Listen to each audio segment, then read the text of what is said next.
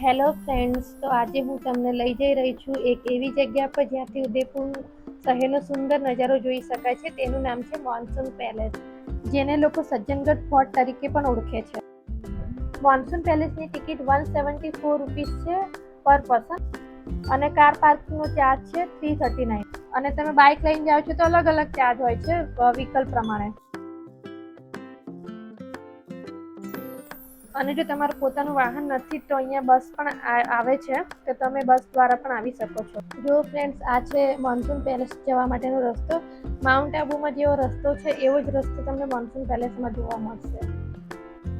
અને monsoon palace આવો છો તો સાંજના 6 વાગ્યા સુધીમાં એન્ટ્રી લઈ લેવી. 6 વાગ્યા પછી એન્ટ્રી નહીં મળે.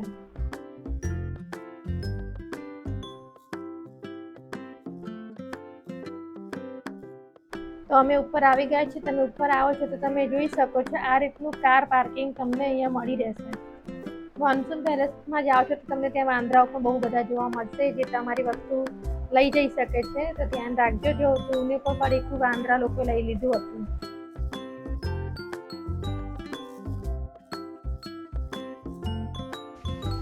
ધ્રુવ, મમ્મ લઈ લીધું તારું? કોણે લઈ લીધું મમ્મ? કોણે લીધું મમ્મ? બતાવ તો કોણે લીધું?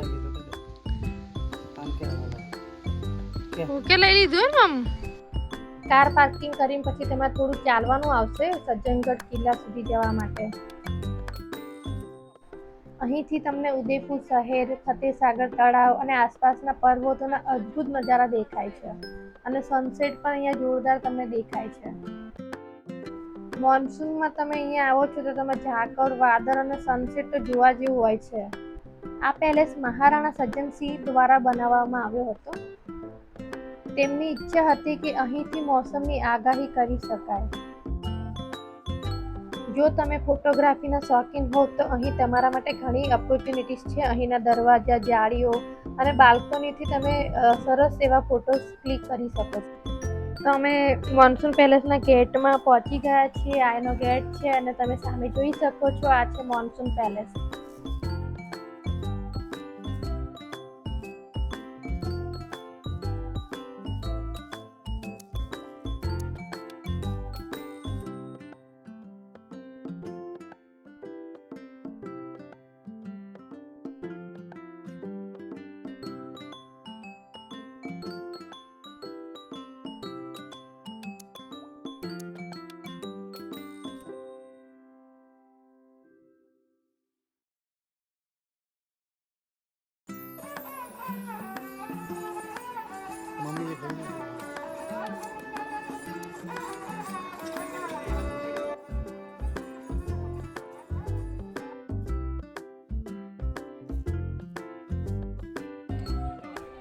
તો ચાલો હવે જઈએ સનસેટ પોઈન્ટ તરફ, જ્યાં સનસેટનો ખૂબ જ સરસ વ્યૂ આવે છે.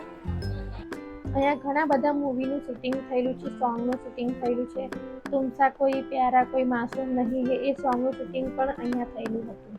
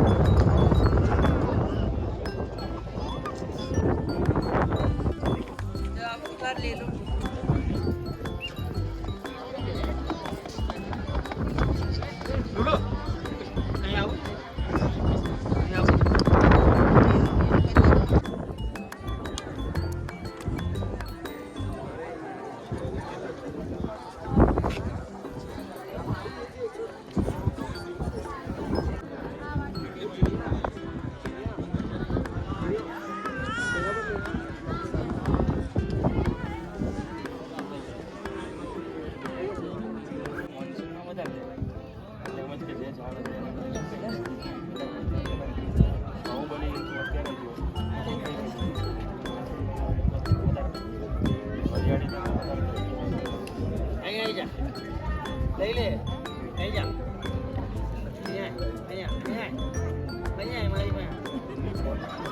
હા, હું જાઉં છું.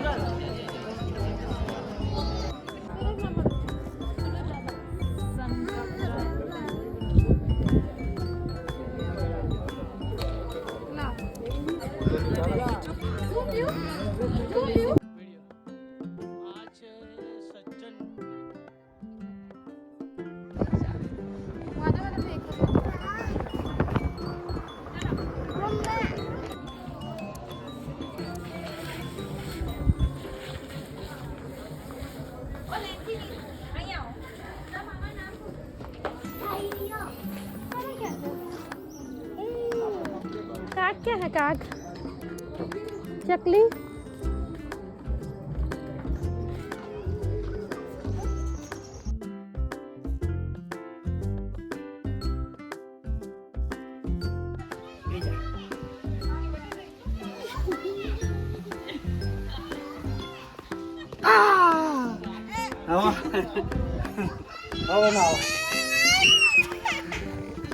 શું કરું છે તારે ધ્રુવ એ ધ્રુવ સમજો તો ફરીને જવું છે તો હવે અમે નીકળી રહ્યા છીએ મોન્સૂન પેલેસથી ઉદયપુર સિટી તરફ. અને એક મજેદાર કિસ્સો આ જગ્યા પર થયો કે ભાવેશ મારો મોબાઈલ કારની ઉપર રાખીને ભૂલી ગયા અને અમે ગાડી ચાલુ કરી દીધી. આ જ રસ્તો છે, તમે જોઈ શકો છો. આ રસ્તા પર ચલાવીએ છીએ ગાડી અને મોબાઈલ ઉપર હતો અને અચાનક અમે બ્રેક મારી તો મોબાઈલ આગળ બોનેટ ઉપર પડ્યો અને નસીબથી મારો મોબાઈલ મને મળી ગયો.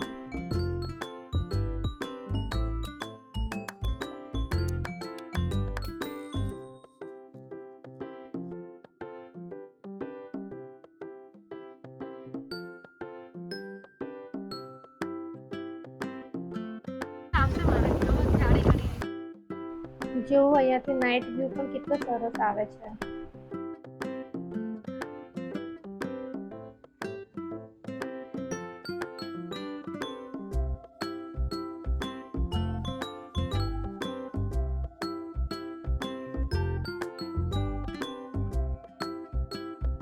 તો અમે આવ્યા છીએ ઢોસા ખાવા માટે. પહેલા દિવસે જ્યાં ઢોસા ખાતા હતા બહુ જ સરસ હતા, તો પછી અમે ફરીવાર પણ અહીંયાના ઢોસા ખાવા માટે આવ્યા છીએ. અને તમે પણ જો અહીંયા ઉદયપુર આવો છો તો અહીંયાના શિવસાગર સીગડી ઢોસા જરૂરથી ટ્રાય કરજો. તમે ગૂગલમાં સર્ચ કરશો શિવસાગર સીગડી ઢોસા ઉદયપુર તો પણ મળી જશે. તો અહીંયા એક સર્કલ છે, સામૂહિક ભવન સેક્ટર 14. આ સર્કલ ઉપર જ શિવસાગર સીગડી ઢોસાવાળો ભાઈ ઊભો રહે છે. તેના ઢોસા ટ્રાય કરવા જેવા છે, બહુ જ મસ્ત હોય છે. ફાલુદા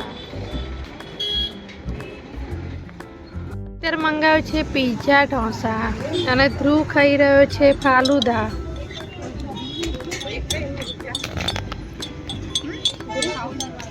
અમે મંગાવ્યા છે પીઝા ઢોસા, શિવસાગર સ્પેશિયલ ઢોસા અને આ કયો ઢોસો છે? ઉત્તપમ છે અને સ્પેશિયલ ઉત્તપમ.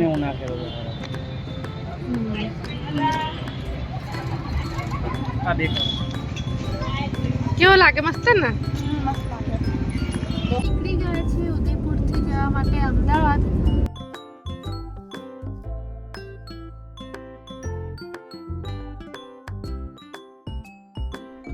તો અમે ચા પાણી કરવા માટે રસ્તામાં ઊભા રહ્યા છીએ. આરતીને ઊંઘ આવતી હતી એટલે આરતી નથી આવતી અને ધ્રુવ પણ સૂઈ ગયો છે.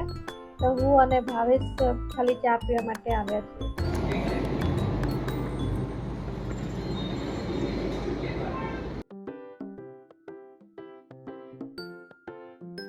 હવે અમે થોડા થાકી ગયા છે. બેન કાર ચલાવે છે, માજી સુઈ ગયા છે. થોડોક આરામ, થોડોક બ્રેક, એમ અડધો કલાક જેવું. અને વાગ્યા છે રાતના 2:45. હજુ 1 કલાકનો રસ્તો છે.